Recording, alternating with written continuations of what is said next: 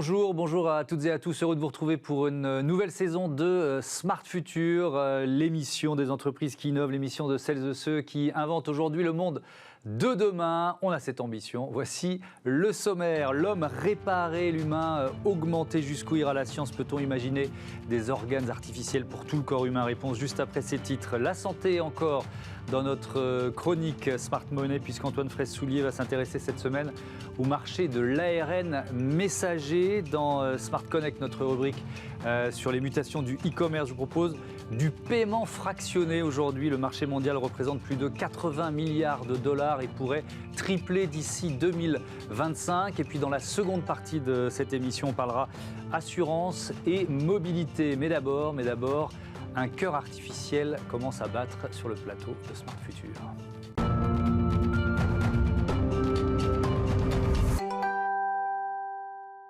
C'est le sujet de la semaine. Les organes artificiels vont-ils se généraliser? Peut-on en créer pour tout le corps humain? Quelles sont les conséquences éthiques et psychologiques? Pour en parler, pour en débattre, je reçois Stéphane Pia, le directeur général de Carmat. Bonjour. Bonjour. Bienvenue. Christelle Guerrier-Reboul, bonjour. Bienvenue. Vous êtes la présidente de Bi-Brown France et porte-parole du SNITEM. C'est quoi le SNITEM? C'est le syndicat professionnel des fabricants de dispositifs médicaux. Les dispositifs médicaux dans lesquels on compte évidemment des organes artificiels. Et puis avec nous en visioconférence, Hervé Schneidweiss, qui est président du comité d'éthique de l'INSERM, directeur du labo Neurosciences Paris-Seine et auteur de L'homme réparé, espoir, limite et enjeux de la médecine régénératrice. Bonjour, bienvenue à vous, vous m'entendez bien? Je vous entends bien, merci de votre invitation. Merci à vous d'être là. Je commence avec vous, Stéphane Pia. Carmat a fait l'actualité cet été avec l'implantation de cœurs artificiels à 2 patients américains. Comment vont-ils? J'imagine qu'on vous pose souvent la question. Oui, alors à la grande surprise de ceux qui ont implanté les 2 cœurs à Louisville et Duke, ils vont très bien, parce que c'est des patients qui allaient très mal. Ouais.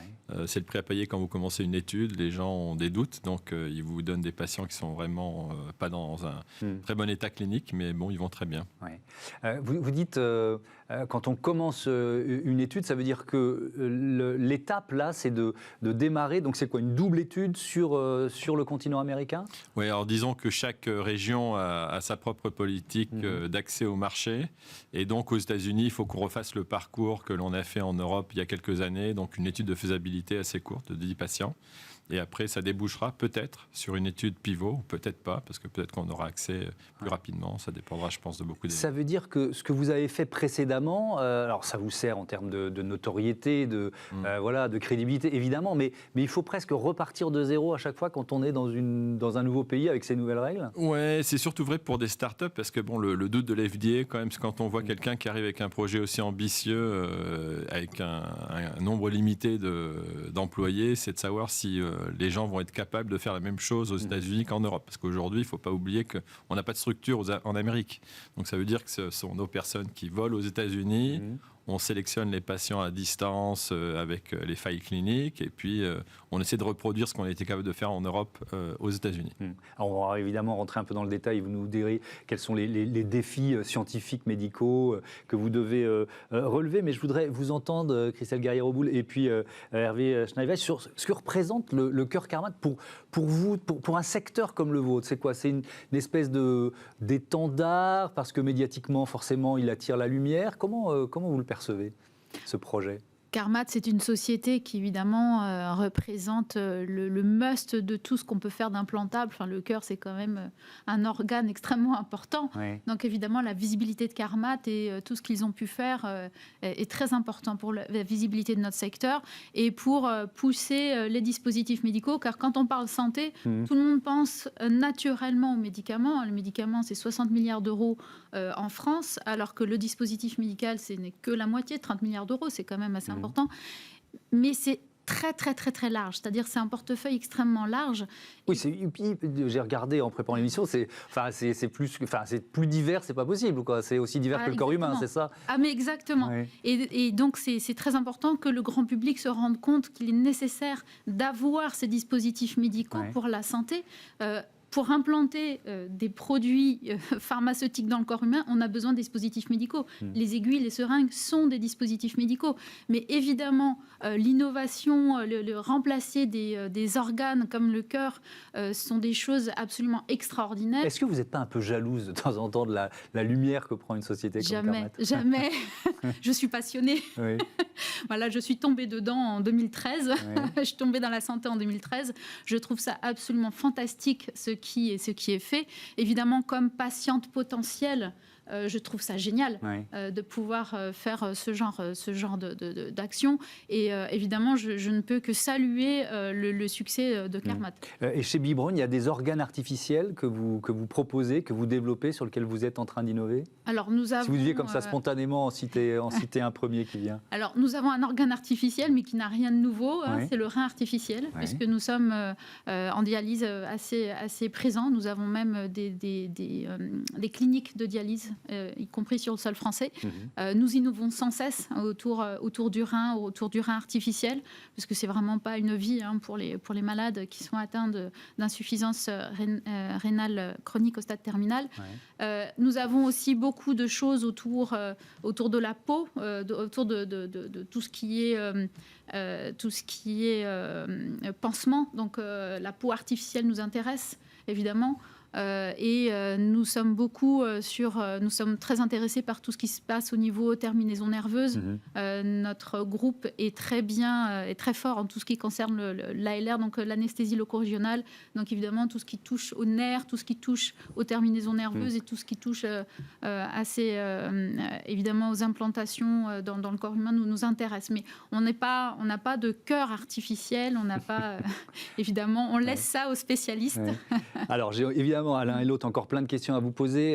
Hervé Schneeweiss, sur la symbolique du cœur, moi je voudrais vous entendre aussi sur le cœur artificiel, ce que ça représente. Comment vous le percevez dans la gamme des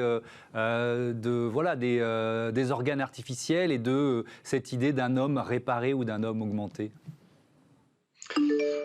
D'abord, je me réjouis également d'une entreprise française qui se développe et qui gagne. Et derrière cette entreprise, des dizaines, des centaines de collaborateurs qui ont travaillé sur un plan fondamental, puis sur un plan plus engineering, et pour arriver ensuite à l'entreprise qui arrive à commercialiser un produit. Je crois qu'il faut remettre ça dans son contexte. Alors bien sûr, le cœur est un organe vital, mais comme ça vient d'être dit, le rein est aussi un organe vital. Et de façon très intéressante, c'est autour du rein artificiel et de la dialyse que s'est construite l'éthique clinique telle qu'on la connaît aujourd'hui. On se remet en Californie dans les années 1955, il y a très peu d'appareils. Et la question immédiatement se pose de l'accessibilité à ces appareils. Qui va avoir droit à quelques jours, quelques semaines, quelques mois de vie supplémentaire grâce à la dialyse permise par ce rein artificiel. Et c'est à partir de là qu'on va se dire, est-ce que le critère, c'est un critère de proximité? Est-ce que c'est un critère de fortune? Est-ce que c'est un critère de couleur de peau? Est-ce que c'est un critère d'âge ou de sexe? Et on va se rendre compte que les médecins ne peuvent pas répondre seuls à ces questions, et ça va être la création des comités d'éthique qui se sont développés depuis et des protocoles d'essais cliniques tels qu'ils se sont développés depuis. Donc on voit que ces organes artificiels qui arrivent aujourd'hui à des organes d'une technicité extraordinaire comme le cœur artificiel de Carmat, sont en fait l'aboutissement de 50 ou 60 ans de recherche.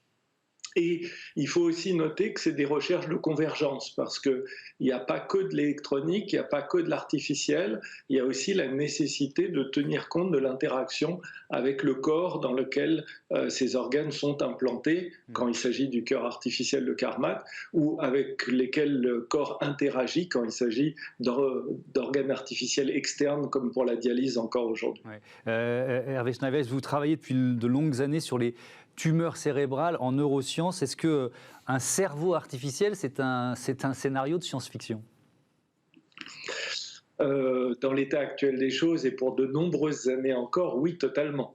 Et pour de nombreuses raisons. d'abord la complexité du cerveau, 200 milliards de cellules, chacune faisant 50 000 connexions. C'est un nombre qui est difficile à imaginer et à mimer. Aujourd'hui, dans les meilleures simulations, on arrive à simuler un circuit avec 10 000 cellules. Donc vous voyez, passer de 10 000 à 200 milliards, il va falloir quand même quelques années de travail et quelques sauts, non seulement technologiques, mais même conceptuels à faire.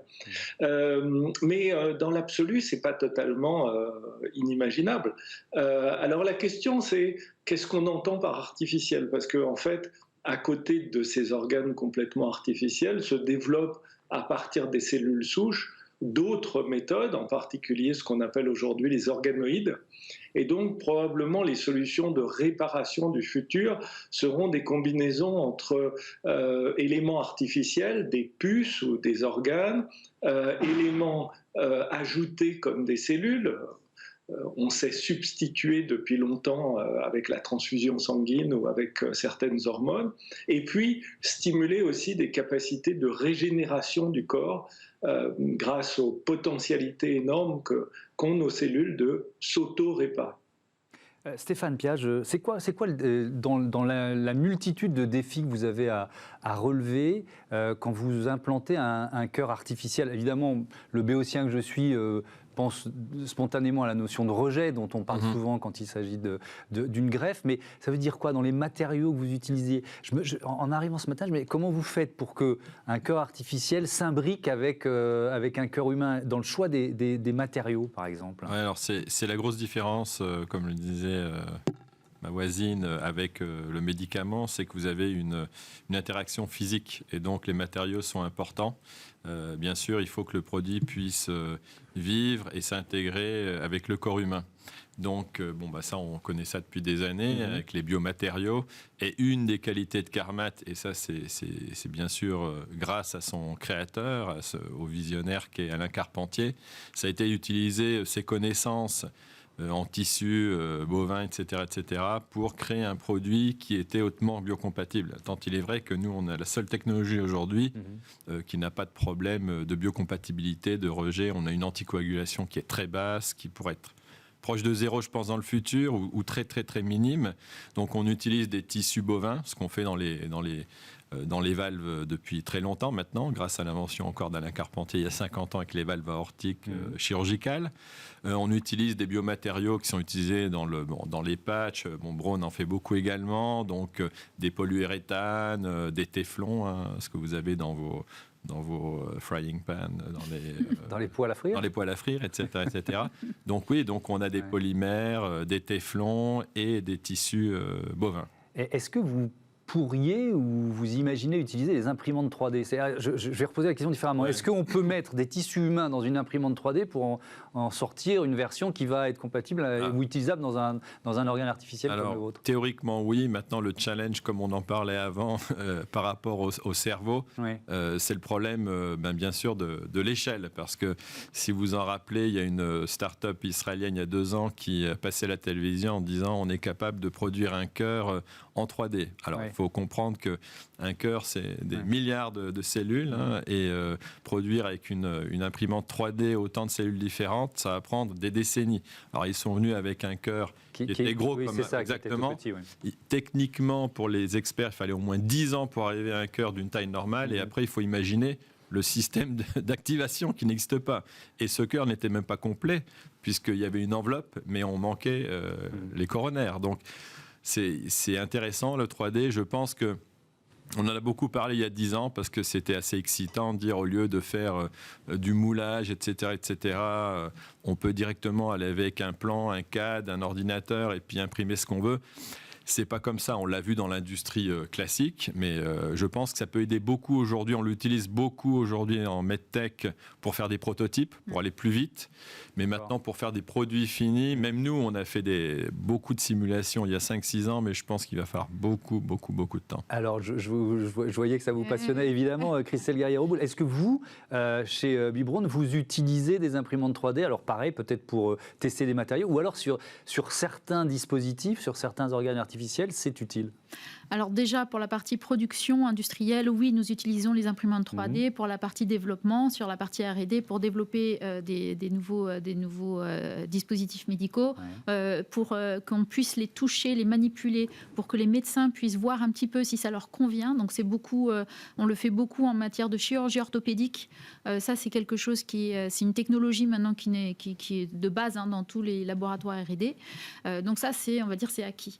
Sur la partie impression 3D d'organes, le seul organe aujourd'hui qui peut être imprimé avec une imprimante 3D, c'est la peau.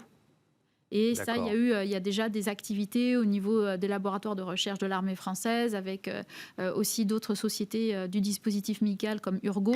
Donc, ils travaillent déjà là-dessus, ça c'est déjà possible. Donc, on est bien d'accord, on met quoi? On met, là encore, pardon des termes que j'emploie, mais des cellules de derme, de peau, et on les fait. C'est aussi simple que ça, quoi. Simple, oui. Mais c'est évidemment, c'est une première étape. Oui. Mais, et pareil, il y avait eu aussi une autre start-up, je l'avais vu moi également, qui avait construit un rein en impression 3D, mais uniquement la coque extérieure en fait. Et l'intérieur est tellement complexe. En fait, le rein, c'est l'organe le plus complexe du corps humain. On ne s'en rend pas compte. C'est vraiment un organe extrêmement complexe. Et on a eu le même retour. Ça prendra des dizaines d'années d'arriver à fabriquer en 3D un rein qui fonctionne. Mais évidemment, c'est un peu le Graal de l'innovation en matière d'organes artificiels, puisque là, vous n'avez pas de problème de rejet, vous n'avez pas de problème de mécanique. C'est quelque chose, si on y arrive un jour, ce sera absolument fantastique. C'est quoi l'innovation sur laquelle vous travaillez qui vous semble la plus proche d'aboutir aujourd'hui chez B. Braun?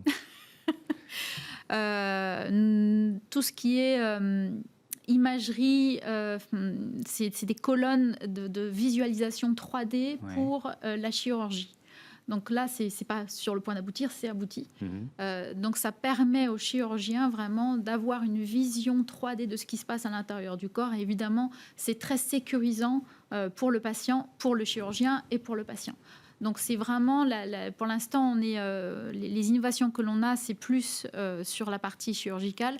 Nous avons aussi des innovations en matière vasculaire, donc avec des produits qui permettent d'éviter des thromboses, qui permettent d'éviter des embolies et d'éviter d'avoir trop de médicaments, de prescriptions médicamenteuses trop longtemps, et qui combinent à la fois l'action mécanique et médicamenteuse pour avoir le meilleur effet possible. Donc il y a ce genre d'innovation aujourd'hui chez B. Braun. Alors, comment on peut vivre avec un organe artificiel? Il y a évidemment beaucoup de conséquences psychologiques, éthiques. Hervé Scheinweis, vous avez étudié, et vous êtes, je le rappelle, président du comité d'éthique de l'INSERM. C'est une dimension, vous le disiez tout à l'heure, qui n'est pas nouvelle, puisque depuis les années 50, on se pose ces questions-là. Est-ce que c'est encore plus complexe quand on parle, parce que vous n'avez pas tout à fait répondu tout à l'heure sur la symbolique du cœur, de ce que représente le cœur dans la symbolique de l'humanité. Est-ce que c'est encore plus compliqué, ces questions d'éthique et de conséquences psychologiques d'une transplantation d'un organe artificiel quand on parle du cœur, d'après vous? Non, je ne crois pas. Je crois que ce qui est en jeu, c'est la gravité de la maladie. C'est-à-dire que ce qui est en jeu, et M. Piat l'a dit tout à l'heure, c'est que c'est la vie ou la mort de la personne. Quelqu'un qui a une insuffisance cardiaque en phase terminale, s'il n'y a pas un système d'assistance, c'est la mort assurée. Donc ce système d'assistance, ça peut être la greffe qui a évolué, mais il faut un donneur compatible. Et on sait qu'il y a tout un ensemble de questions qui se sont posées autour de ces questions de qui donne, comment on donne, dans quelles conditions. Et nous savons que toutes les personnes greffées, bien sûr, sont très heureuses de devoir la vie à quelqu'un, mais ça pose aussi des problèmes de savoir qu'une personne est décédée pour leur permettre à eux de vivre. Pour le cœur artificiel, il faudra étudier au fur et à mesure où on aura des personnes qui le recevront, comment ils prendront les choses et si c'est différent justement de la greffe. Il est probable d'ailleurs que ça sera différent de la greffe. Après, ce qui sera surtout en jeu, c'est les questions de fiabilité, c'est-à-dire combien de temps vais-je pouvoir vivre avec cet organe artificiel. je pense que ce soit le cœur ou d'autres organes vitaux comme le rein ou le foie qui sont tout aussi nécessaires, ou le pancréas, si c'est un pancréas artificiel avance aussi de façon très rapide et très importante. À chaque fois, ce qui est en jeu, c'est la gravité de la maladie et la manière dont la médecine va pouvoir accompagner le patient pour vivre mieux et plus longtemps. Est-ce que vous diriez, Hervé Scheinweiss, demain, tous augmenter, est-ce que c'est l'avenir de l'humanité finalement, qu'on ait tous un ou plusieurs organes artificiels ? Alors là, on parle de médecine. Donc quand on parle de médecine, on parle d'un homme diminué par la maladie et l'organe artificiel ou la convergence de biotechnologie va permettre de compenser le déficit ou le handicap qui a été créé par la maladie. Donc, on ne peut pas dire que quelqu'un qui est en insuffisance cardiaque et qui ne peut plus rien faire et qui va recevoir le cœur de Carmat et qui va pouvoir retrouver une vie proche de la normale, on ne peut pas dire que c'est un homme augmenté, on peut dire que c'est un homme réparé. Ouais. Alors après, est-ce que demain on va en arriver à greffer des organes artificiels à des gens pour augmenter leur performance ? Évidemment, ça fait froid dans le dos quand on pense à des organes comme le cœur. Et puis on se pose aussi la question de pourquoi, si c'est toujours pour aller plus haut, plus loin, plus vite, quel sens cela ? Je pense que ça a un sens d'exercer la solidarité humaine pour venir en aide à des patients. Et il faut se rappeler que ces technologies exigent des dizaines d'années de mise au point, des centaines de personnes pour y travailler. Et donc, c'est un coût énorme pour la société, ça sera un coût énorme pour les systèmes d'assurance maladie. Pourquoi est-ce qu'on augmenterait l'homme et qu'est-ce qu'on entend par augmentation ? Moi, je prends toujours l'exemple d'une dystopie qui serait que, compte tenu de la rareté des ressources de la planète, peut-être qu'il faudrait inventer un homme qui ne ferait plus que 80 cm de haut et qui serait totalement assisté par des machines. Comme ça, il consommerait beaucoup moins d'énergie, beaucoup moins d'alimentation, beaucoup moins d'eau, beaucoup moins d'oxygène. On pourrait être plus nombreux sur Terre. Je ne suis pas sûr que tout le monde soit d'accord pour une humanité de Lilliputien. Évidemment, on vous suit. Hein. Évidemment, ça pose derrière ça la question d'une société à deux vitesses, de qui peut se payer les dispositifs pour devenir cet humain augmenté. C'est aussi une question que vous devez vous poser, vous, chez Carmat, parce que, voilà, est-ce qu'il faut avoir les moyens de se payer le cœur Carmat pour en bénéficier, quoi ? Alors, oui et non, je dirais ni, hein, c'est pas satisfaisant comme réponse, mais je vais essayer d'étayer ma réponse. Non, alors, je pense, la question, on y a répondu il y a longtemps, vous pouvez pas développer une technologie s'il n'y a pas, je dirais, un but économique certain. Le budget hospitalier ou des sociétés ne sont pas illimités, donc ça, tout le monde en est conscient. Donc maintenant, aujourd'hui, quand vous développez une nouvelle technologie, vous devez être conscient que pour pouvoir imposer une nouvelle technologie, surtout une technologie qui, de premier abord, peut sembler très, très chère pour le système, vous devez démontrer que vous allez épargner de l'argent. Donc, oui, c'est-à-dire ce que coûte le cœur Carmat, c'est qu'est-ce que ça fait économiser les patients qu'on traite, ce sont des... Pourquoi il y a une idée de Carmat, il y en a eu d'autres avant, il y en aura d'autres après, pourquoi il y a des gens qui pensent qu'il y a un système économique viable derrière ? Pour la simple bonne raison, c'est que ces patients-là coûtent des milliards au système de santé. C'est ce qu'on appelle les frequent flyers. Ces personnes-là, à part une qualité de vie qui est vraiment exécrable, c'est la raison pour laquelle, pour répondre à la question d'avant, personne n'a jamais refusé d'avoir un cœur Carmat. Parce que je peux vous garantir, quand vous êtes en assurance cardiaque avancée, vous n'avez pas beaucoup de doutes, même si vous ne connaissez pas la technologie et la fiabilité à l'heure actuelle.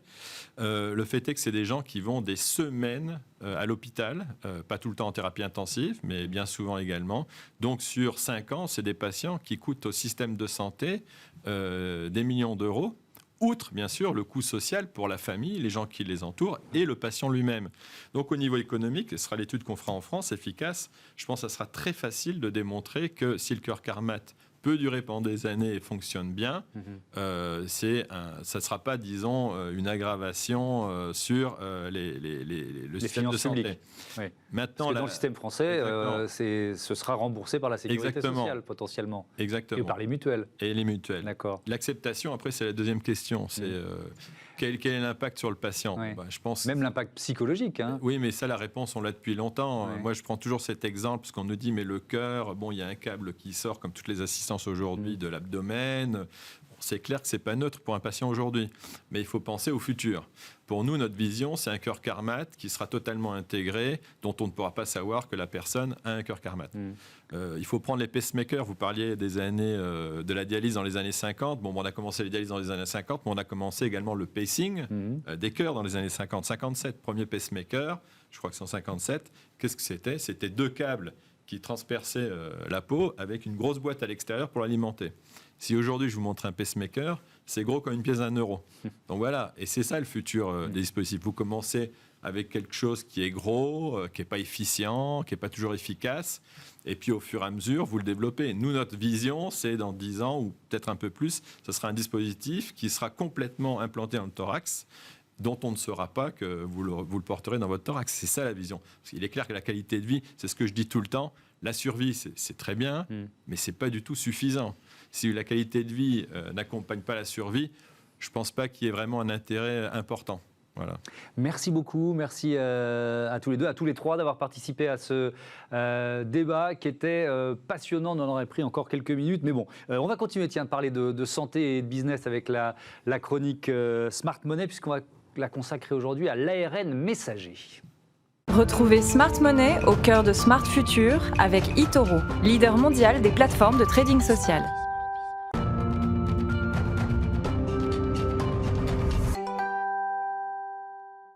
Smart Money, notre chronique hebdomadaire consacrée au placement d'avenir avec Antoine Fraisse-Soulier. Bonjour Antoine. Bonjour. Heureux de vous retrouver, responsable de l'analyse de marché chez eToro France. On parle donc aujourd'hui de l'ARN messager. On aime bien commencer par une définition. De quoi on parle ?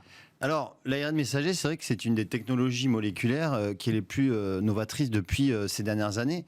Alors, avant la crise du Covid-19, c'est vrai que quasiment personne n'avait entendu parler de cet ARN messager, à part certains chercheurs qui y croyaient énormément.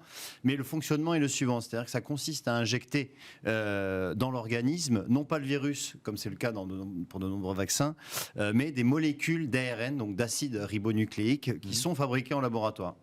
Ensuite, cet ARN va ordonner aux cellules du corps humain, en fait, de fabriquer une protéine qui va effectivement activer une réponse immunitaire. C'est vrai que ensuite cette protéine est très rapidement éliminée.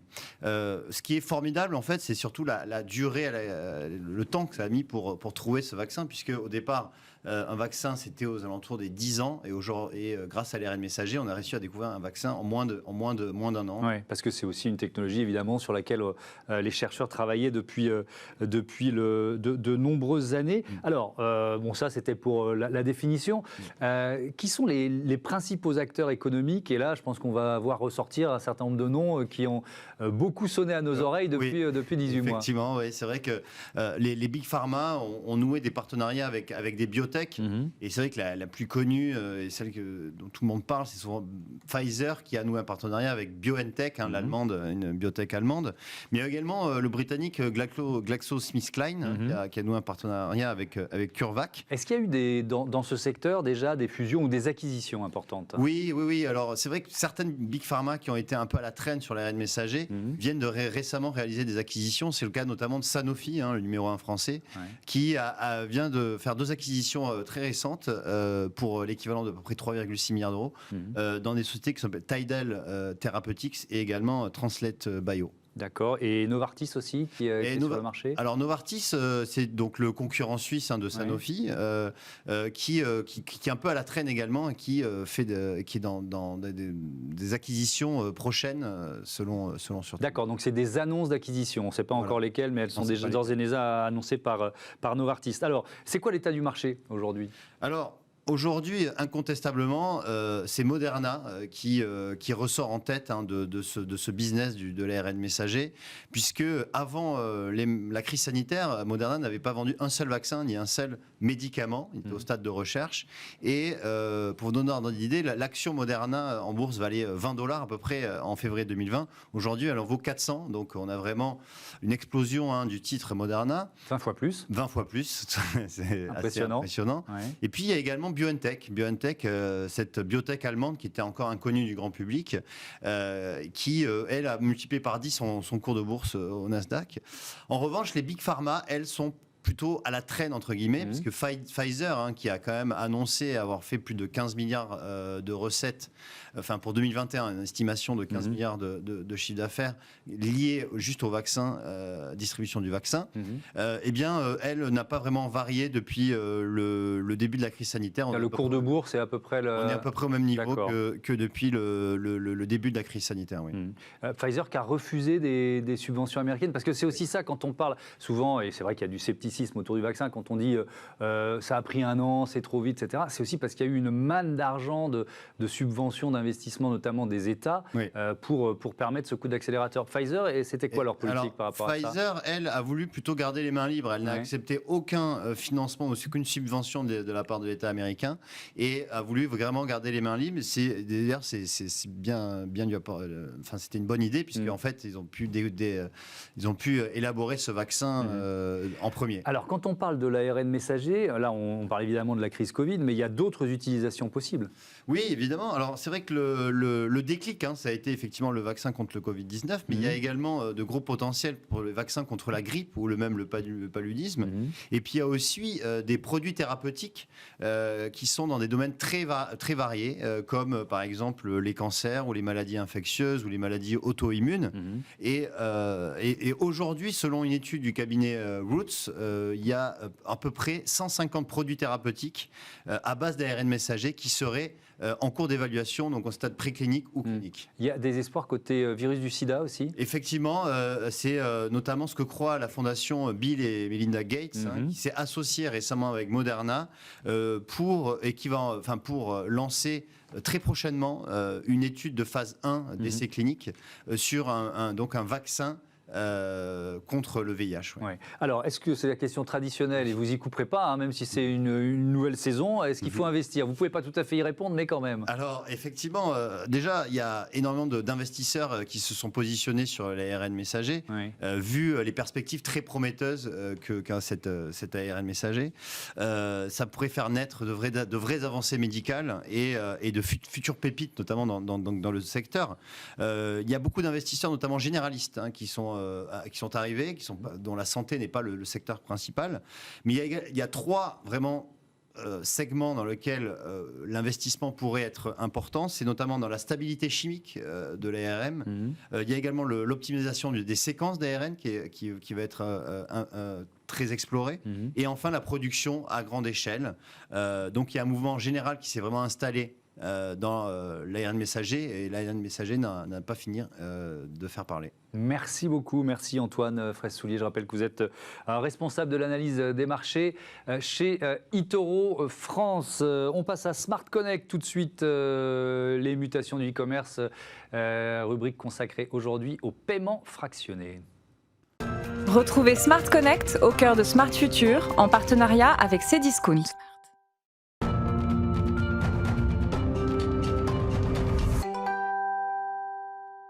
Smart Connect, c'est notre rubrique consacrée aux mutations du e-commerce. On parle du paiement fractionné aujourd'hui avec Marc Lanvin, directeur général adjoint de Floa. Bonjour. Bonjour. Bienvenue, heureux de vous accueillir. Floa Bank qui appartient à BNP Paribas. C'est combien de clients aujourd'hui ? Vous revendiquez combien de clients ? Alors on revendique 3 millions de clients chaque année. D'accord. Ça veut dire quoi en termes de part de marché, de croissance pour Floa Bank ? Vous êtes où par rapport à la concurrence sur ce secteur ?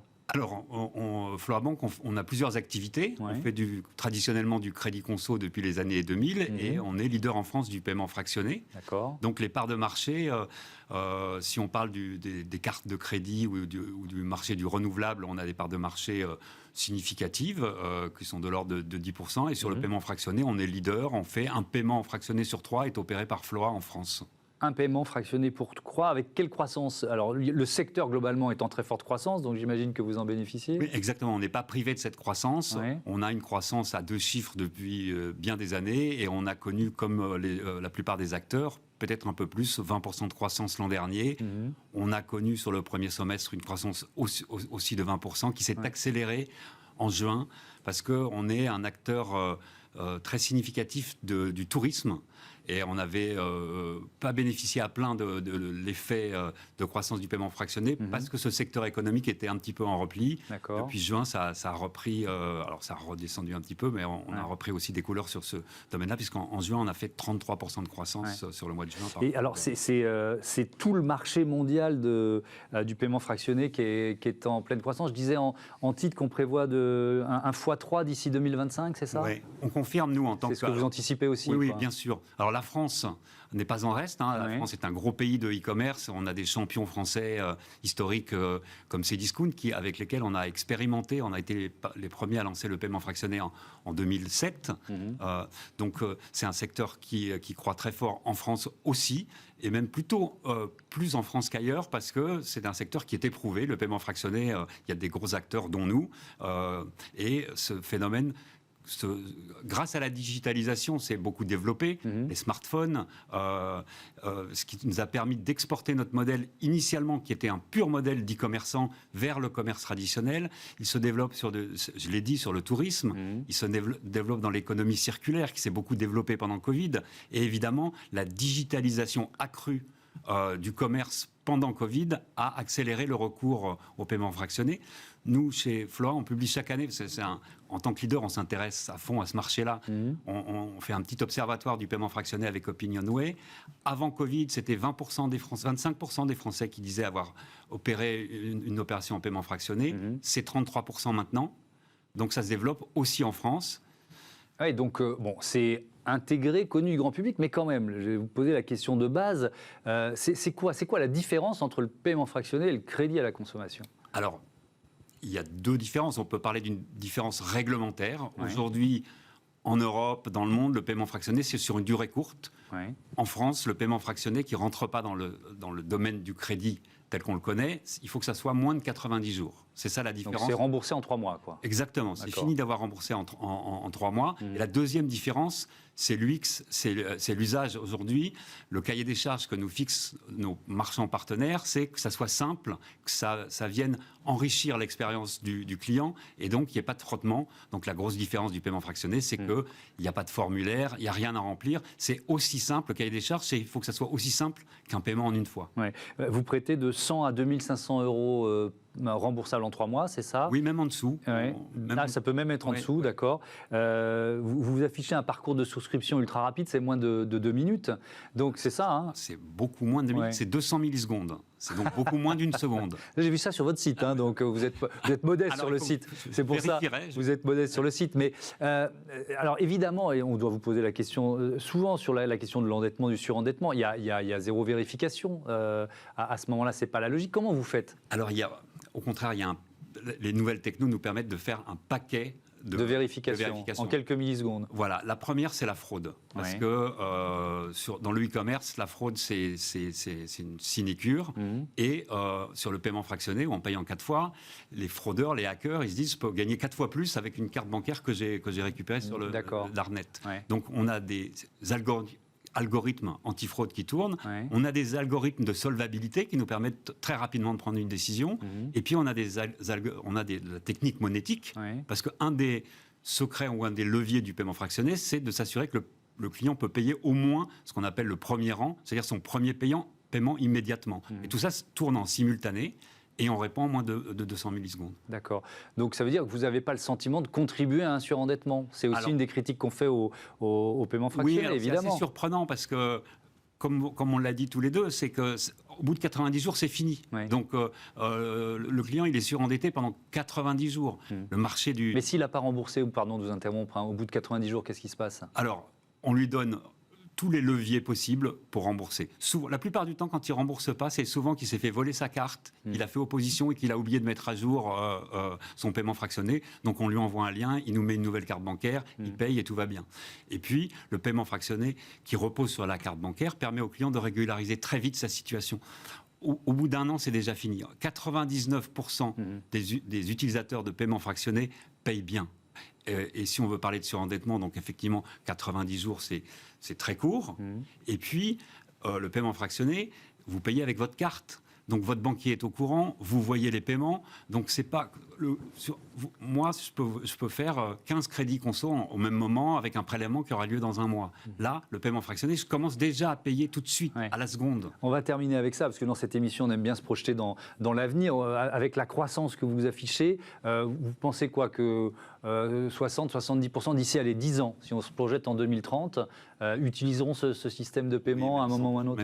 Vous pensez que 100% des Français l'utiliseront? Les études qu'on a menées prouvent qu'il y a de plus en plus de jeunes, il y a de plus en plus de cadres, parce qu'en fait, ce qui se passe souvent, c'est que vous avez un lave-vaisselle qui est tombé en panne, vous avez besoin d'un ordinateur pour vos enfants, et bien, à un moment dans le mois, vous avez peut-être votre encours carte bleue qui ne vous permet pas de payer 1 000 € d'un coup. Ben là, vous le divisez par 4, dans 90 jours, c'est fini.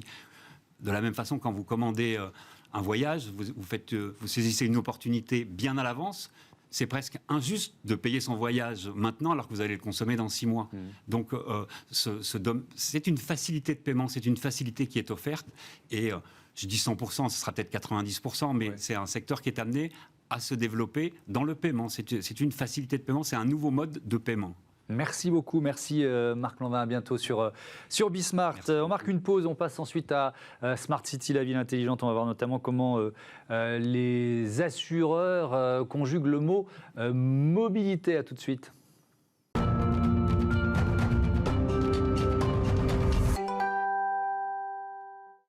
La seconde partie de ce Smart Future consacrée à la ville intelligente et au programme de Smart City. Tout à l'heure, le covoiturage ou comment transformer nos voitures en moyens de transport collectif. On verra comment l'application Caros veut faciliter le remplissage. Halte à l'autosolisme, voilà le mot que vous allez entendre tout à l'heure. Mais d'abord, on voit comment les assureurs s'adaptent au nouveau challenge de la digitalisation et des nouvelles mobilités.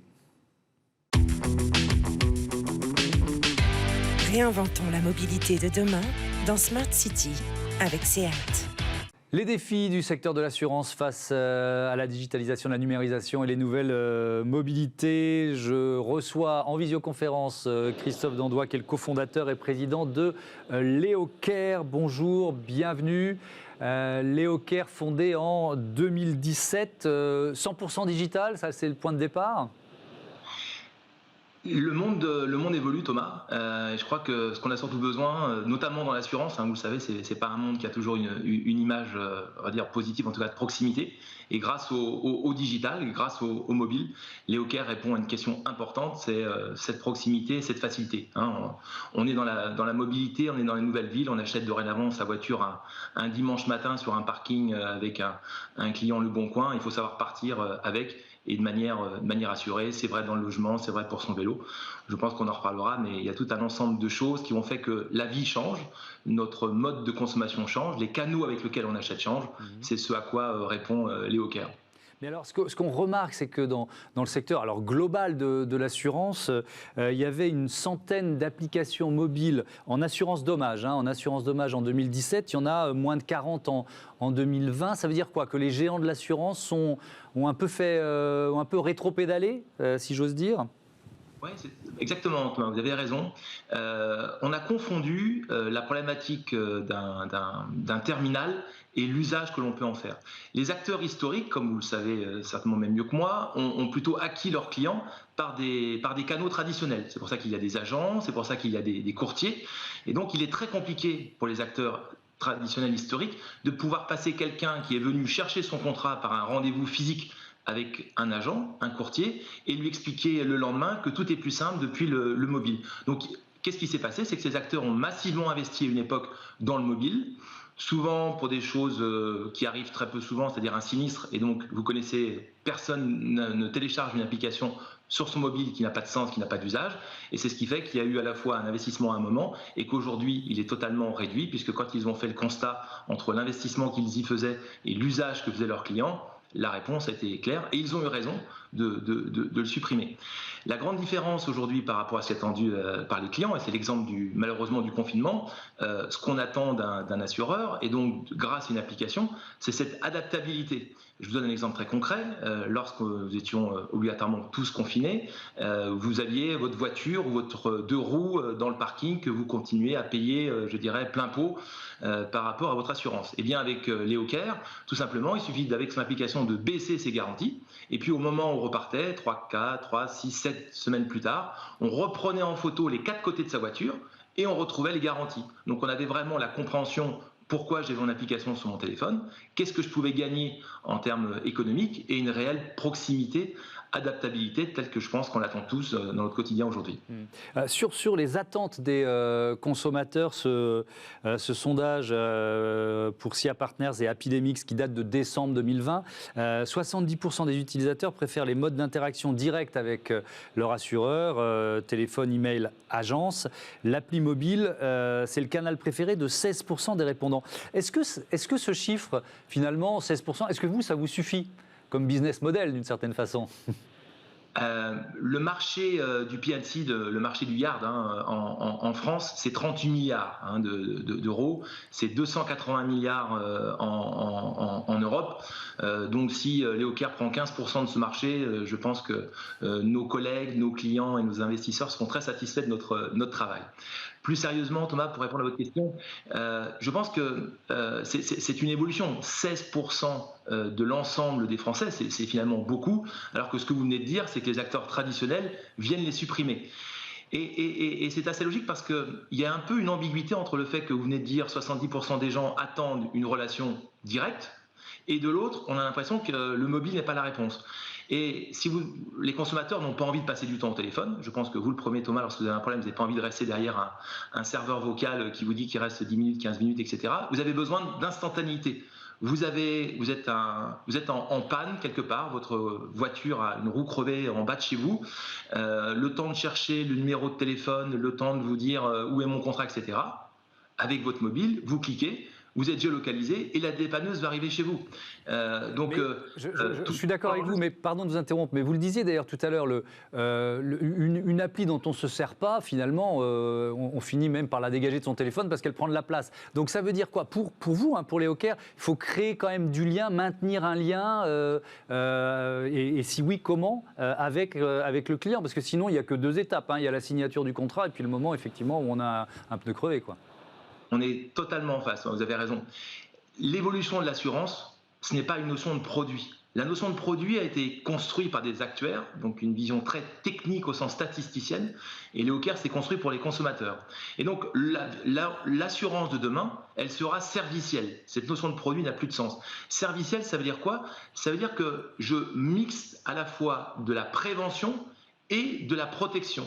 Je mise du gratuit et je paye pour une partie de protection. Je vous donne un exemple très concret. Léocare a développé avec des moteurs d'intelligence artificielle un service qui s'appelle TechCare.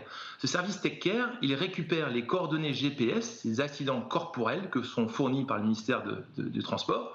Et donc on est capable de reconstituer les conditions de l'accident. Eh bien, vous disposez en tant que client de Léocare, ce service, appelons-le le Waze de la prévention, qui au moment où vous allez rentrer dans une zone à risque, vous dira « Bonjour Thomas ». Vous rentrez dans une zone à risque, Léocare vous recommande la plus grande prudence. Et donc tout ce que l'on cherche à faire, c'est justement mixer prévention et protection pour donner du sens. Lorsque je suivais tout à l'heure votre émission sur des enjeux financiers beaucoup plus globaux, plus mondiaux, l'assurance est la seule ligne dans le budget des consommateurs des Français qui n'a pas de sens. Je mange, je m'habille, j'écoute de la musique, je pars en voyage, bref, tout ça, ça a un sens consommable. L'assurance n'a pas de sens consommable. Et donc, tout l'enjeu de la révolution de l'assurance de demain, c'est que lorsque je vois la ligne Léocare, quelque part, ça résonne dans mon quotidien. En 2022, on fait l'assurance scolaire, eh bien, les enfants qui seront assurés par Léocare auront l'application Léocare sur leur téléphone. Lorsqu'ils rentreront chez leurs parents, eh bien, nous notifierons les parents comme quoi les enfants sont bien rentrés. Donc, c'est vraiment, pour répondre à votre question, c'est qu'en effet, il ne faut pas s'arrêter je dirais aux fondamentaux de l'assurance, ce sont les fondamentaux. Il faut faire ce mix prévention et protection qui permet de créer la proximité. Et je vous donne une statistique, Thomas. Nous avons avec nos clients plus de 2 interactions par mois. Plus de 2 interactions dont 2 tiers sont faits par le chat. Il est clair que la proximité fait que les gens nous posent des questions sur leur quotidien qu'ils ne posaient jamais avant leur assureur historique. Alors ici on parle de nouvelles mobilités, effectivement, alors il y a le vélo, il y a les trottinettes, est-ce que c'est une dimension de l'assurance qui prend de plus en plus de place chez vous ?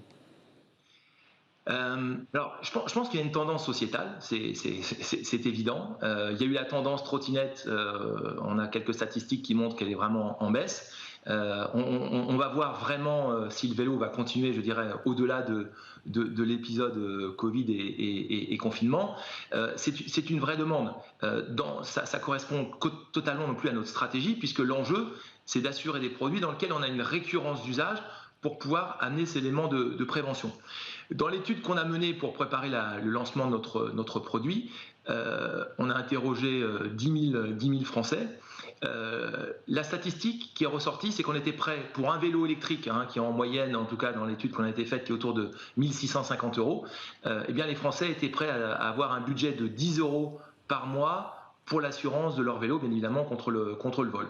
Donc, à partir du moment, je dirais, entre le vieux vélo qu'on a laissé dans la cave, le vélo peut-être un peu plus bon marché qu'on a pu acheter chez un grand acteur du sport, versus un vélo électrique qui vaut quand même plusieurs milliers d'euros. C'est ça finalement qui est une relation à l'assurance.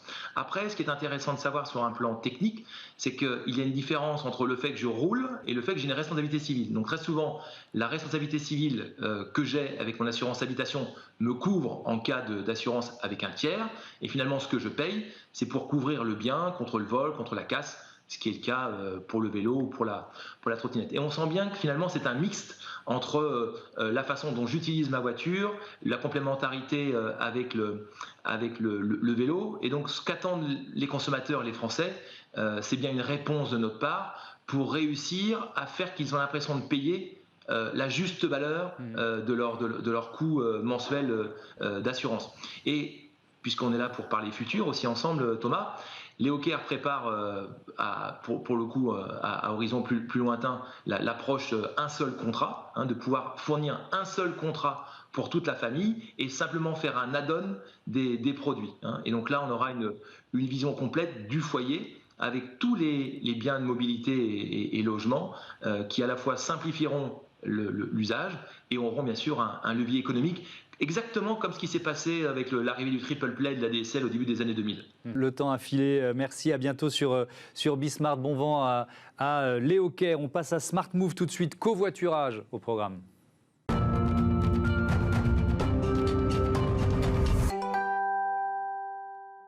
Smart Move, les nouvelles mobilités avec Olivier Binet, le cofondateur de Caros. Bonjour. Bonjour. Bienvenue. C'est quoi Caros ? Vous l'avez créé quand ? Avec quelle idée ? Caros, on l'a créé en 2014 avec l'idée de dire que le covoiturage se développait plutôt bien sur les trajets de longue distance pour aller de Paris à Lyon, 370 km en moyenne chez Blablacar, notre grand frère entre guillemets.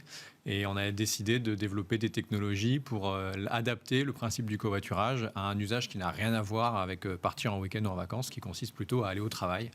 Et donc on fait des trajets chez nous en moyenne de 18 km, soit en covoiturage de bout en bout, soit même du covoiturage connecté au transport public, puisque l'idée, c'est vraiment d'apporter une solution complémentaire des réseaux de transport public. Oui, ça, on va l'expliquer en détail. Dans les métropoles. Notamment cette convention avec Île-de-France Mobilité, vous allez le détailler. Mais ça veut dire quoi ? Ça veut dire combien de clients aujourd'hui qui utilisent Caros ? Ça veut dire qu'on a 400 000 utilisateurs, sachant qu'on a un modèle économique qui est B2B, contrairement au covoiturage de longue distance. C'est une des nombreuses différences. Et donc, on a des utilisateurs qui sont les usagers de la SNCF, de Transdev, de la RATP, c'est un peu pareil. Et on a des clients comme Transdev, Keolis, la RATP, qui sont des clients collectivités locales ou grandes entreprises qui sont très intéressés par des solutions comme la nôtre pour avoir une meilleure facilité de déplacement pour leurs habitants en ce qui concerne les collectivités et pour leurs collaborateurs en ce qui concerne les employeurs. Alors, dans cette émission, on aime bien se projeter à 10 ou 20 ans. La fin de l'autosolisme, c'est-à-dire ce qui m'arrive le plus souvent d'ailleurs et ce qui arrive à beaucoup d'automobilistes, c'est d'être seul dans leur voiture. Pour vous, c'est prévu, ça va arriver ? On est sur une activité qui était de 15%, en croissance de 15% par mois pendant près de 3 ans jusqu'en mars 2020 malheureusement, qui va forcément créer une forme de pause pendant 1 an et demi jusqu'ici. Donc pour nous c'est complètement dans le sens de l'histoire. Ça se fait petit à petit, et de notre point de vue, beaucoup grâce à des ambassadeurs et du bouche à oreille, comme n'importe quel grand phénomène de société. Mais oui, on est convaincu que d'ici quelques années, on aura, je l'espère tous, honte quelque part d'être seul dans notre voiture, parce qu'on est sur des nouveaux modes de consommation de véhicules, et quand on voit qu'on est plutôt tourné vers les nouvelles générations, entre guillemets, en moyenne 30-32 ans chez nos utilisateurs, ça va de 20 ans à 40-45 ans, a priori on est en train de créer la génération qui va développer un usage partagé du véhicule, même sur ses trajets quotidiens, de manière régulière. Alors parlons-en de cette convention que vous aviez signée avec Île-de-France Mobilité. En fait, il y avait un système de test, c'est ça, depuis 2017, et là la convention est formellement signée. C'est quoi l'idée ? Le principe avec Île-de-France Mobilité, qui est donc l'organisation, l'autorité organisatrice de transport de la région Île-de-France, est le même que celui qu'on applique déjà avec une vingtaine d'autres collectivités en France, et on commence à le faire notamment aussi en Algérie et au Danemark, donc on se développe à l'étranger. Le principe, c'est de dire, si vous montez dans mon véhicule, on va vous traiter comme si vous étiez monté dans un bus ou dans un tram ou dans un métro du réseau Navigo francilien.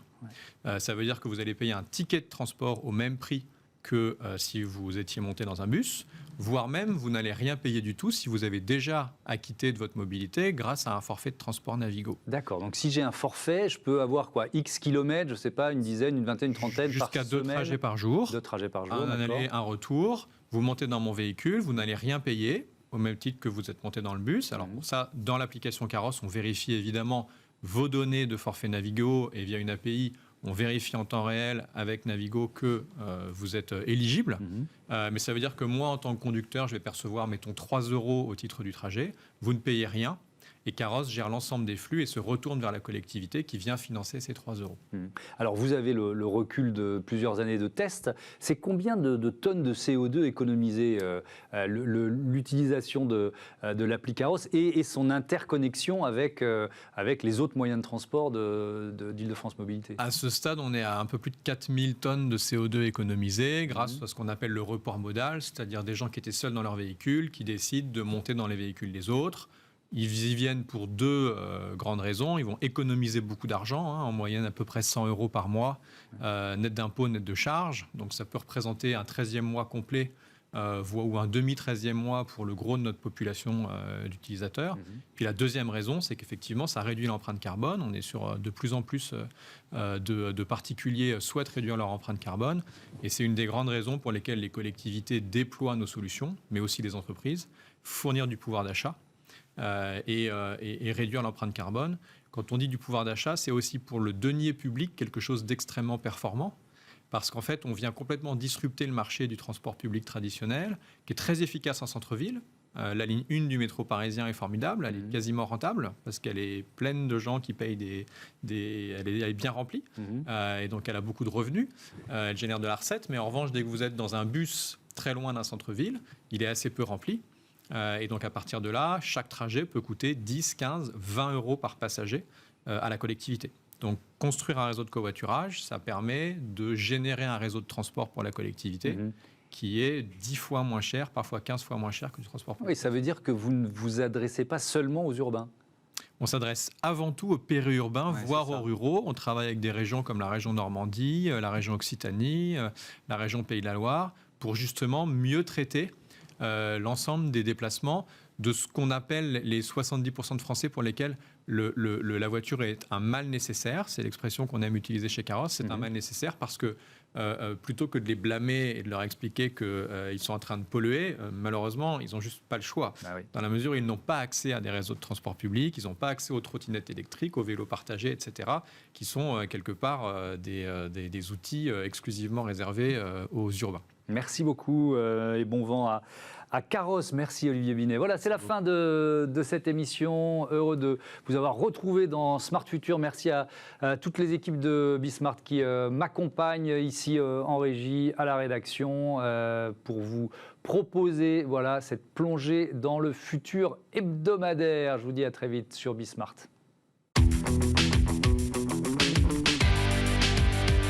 Ce programme vous a été présenté par SEAT.